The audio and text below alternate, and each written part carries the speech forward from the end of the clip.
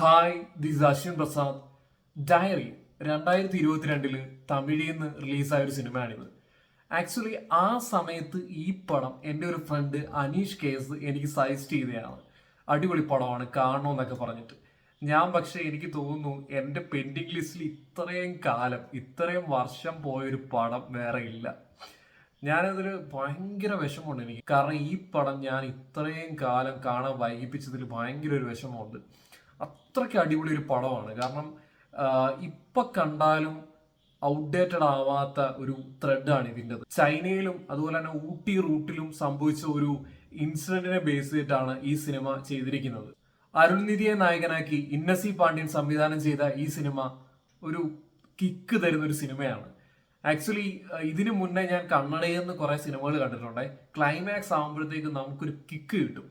അതുപോലൊരു കിക്ക് തരുന്ന ഒരു പടമാണിത്.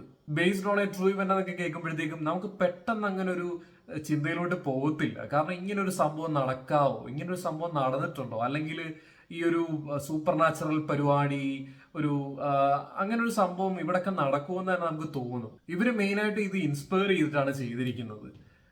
ഇങ്ങനെയൊക്കെ സംഭവിച്ചിട്ടുണ്ടോ എന്ന് പോലും കാണുന്നവർക്ക് അറിയാൻ പറ്റത്തില്ല. നമ്മൾ അന്വേഷിച്ചാലും ഈ ഒരു ഇൻസിഡന്റും കാര്യങ്ങളും ഒക്കെ റിപ്പോർട്ട് ചെയ്യപ്പെട്ടിട്ടുണ്ട്. പക്ഷെ ഈ ഒരു ഇൻസിഡന്റും കാര്യങ്ങളൊക്കെ റിയൽ ആണോ അല്ലയോ എന്ന് നമുക്കറിയത്തില്ല. ഒരുപാട് ത്രില്ലർ സിനിമകൾ കണ്ടിട്ടുണ്ട്. പക്ഷെ അതിലൊക്കെ ഈ അനാവശ്യമായിട്ട് കുറെ സീൻസ് ഒക്കെ ഇങ്ങനെ ഇൻജെക്ട് ചെയ്യാറുണ്ട്.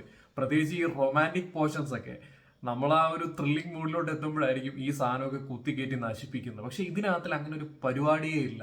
കുറച്ച് സീക്വൻസ് ഉണ്ടെങ്കിൽ പോലും അത് പക്ക ക്ലീൻ ആയിട്ട് സൂപ്പറായിട്ട് അവർ എടുത്തിട്ടുണ്ട്.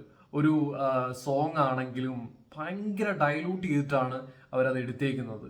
അത് ഈ ഒരു സിനിമയായിട്ട് പക്ക കണക്ട് ചെയ്ത് മാച്ച് ചെയ്തിട്ടാണ് അവർ ചെയ്തിരിക്കുന്നത്. സാധാരണ ഒരു ഇന്ത്യൻ സിനിമയൊക്കെ കണ്ടിട്ട് ഞാൻ ഇങ്ങനെയൊക്കെ സംഭവം നടക്കുമോ, അല്ലെങ്കിൽ ഈ ഒരു ത്രെഡൊക്കെ എവിടുന്ന് കിട്ടുന്നു എന്നൊക്കെ ആലോചിച്ചിട്ട് ജസ്റ്റ് ഗൂഗിളിൽ ഇങ്ങനെ നോക്കാറുണ്ട്. ഇതെന്തെങ്കിലും റീമേക്ക് ആണോ അല്ലെങ്കിൽ ഏതെങ്കിലും ഇതിൽ നിന്ന് ഇൻസ്പയർഡ് ആയതാണോ എന്നൊക്കെ ഇങ്ങനെ അന്വേഷിക്കാറുണ്ട്. പക്ഷെ ഈ ഒരു സിനിമ ഉണ്ടല്ലോ, ഇതങ്ങനെ ഒരു വേറെ സിനിമയിൽ നിന്ന് റീമേക്ക് ചെയ്തോ ഇൻസ്പയർ ചെയ്തോ പരിപാടിയേ അല്ല. ഒരു ഒറിജിനൽ ഐറ്റം ആയിട്ടാണ് എനിക്ക് തോന്നുന്നത്. പിന്നെ ഇതിനകത്തിൽ മെയിൻ ലീഡ് ചെയ്ത അരുൾനിധി അടിപൊളിയായിട്ട് പുള്ളിക്കാരൻ്റെ റോള് ചെയ്തിട്ടുണ്ട്. പുള്ളിക്കാരൻ സെലക്ട് ചെയ്യുന്ന സിനിമകൾ കൂടുതൽ ഒരു ത്രില്ലിംഗ് ഐറ്റംസ് ആണ്. കുറച്ചുകൂടെ ഇൻവെസ്റ്റിഗേഷൻ അല്ലെങ്കിൽ കുറച്ച് സീരിയസ്നെസ് ആയിട്ടുള്ള സിനിമകളാണ് പുള്ളി സെലക്ട് ചെയ്യുന്നത്. അപ്പൊ നമുക്കിങ്ങനെ ത്രില്ലടിച്ച് പുള്ളിക്കാരന്റെ ഓരോ സിനിമകൾ കണ്ടു കഴിയുമ്പോഴത്തേക്കും IMDb പുള്ളിക്കാരൻ ലിസ്റ്റ് എടുത്ത് നോക്കിയിട്ട് ഇങ്ങനെ ഇനി ഏത് ത്രില്ലർ സിനിമ അത് നമുക്ക് കണ്ടു നോക്കിയാലോ എന്നൊക്കെ വിചാരിച്ചുകൊണ്ട് ഇങ്ങനെ ഇരിക്കും. അപ്പൊ ഞാനിങ്ങനെ പുള്ളിക്കാരന്റെ 1-2 സിനിമകളെ കണ്ടിട്ടുള്ളൂ ആക്ച്വലി. അപ്പം ഇത് കണ്ടതിന് ശേഷം ഇങ്ങനെ സെർച്ച് ചെയ്ത് നോക്കുമ്പോൾ വേറെ കുറെ സിനിമകളും പുള്ളിക്കാരൻ ചെയ്തിട്ടുണ്ട്. ഇതിന്റെ ഒരു റേറ്റിംഗും കാര്യങ്ങളും ഒന്നും അതിനില്ലെങ്കിലും കൂടി ഒരു മിനിമം ഗ്യാരണ്ടി ഉള്ള പടങ്ങളാണെന്ന് എനിക്ക് തോന്നിയിട്ടുണ്ട്. അപ്പൊ അതും ഇനി ഒന്ന് കണ്ടു നോക്കണം എന്തായാലും. ഒരു കാര്യം പറയാൻ വിട്ടുപോയി, ഇതിനകത്തിൽ സൂപ്പർ നാച്ചുറൽ പരിപാടി ഉണ്ടെന്ന് ഞാൻ പറഞ്ഞില്ലേ. അപ്പൊ ആ ഒരു സംഭവം, ആ ഒരു എഫക്റ്റ് കാണിക്കുന്ന കുറച്ച് സീനുകളുണ്ട്. ഒരു രക്ഷയില്ല, നമ്മളെ ഭയങ്കരമായിട്ട് അങ്ങോട്ട് ഒരു മൂഡ് ക്രിയേറ്റ് ചെയ്യാൻ അതിന് പറ്റുന്നുണ്ട്. ഭയങ്കര രസമായിട്ടാണ് അതൊക്കെ ക്രിയേറ്റ് ചെയ്തിരിക്കുന്നത് ഇതിനകത്തിൽ. എനിക്കൊന്ന് എഡിറ്റിങ് നല്ല രീതിക്ക് ഇതിനകത്തിൽ പണിയെടുത്തിട്ടുണ്ട് ശരിക്കും.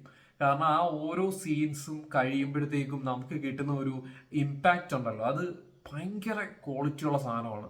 ഫൈനലി എനിക്ക് സിനിമ നന്നായിട്ട് ഇഷ്ടപ്പെട്ടു. ഇപ്പൊ കണ്ടിട്ടും ആ ഒരു സമയത്ത് എടുത്തയാണെന്നോ അല്ലെങ്കിൽ ഔട്ട്ഡേറ്റഡ് ആണെന്നോ ഒന്നും എനിക്ക് തോന്നുന്നില്ല. ഇപ്പോഴും ഫ്രഷ് ആയിട്ടാണ് ഈ സിനിമ അനുഭവപ്പെടുന്നത്.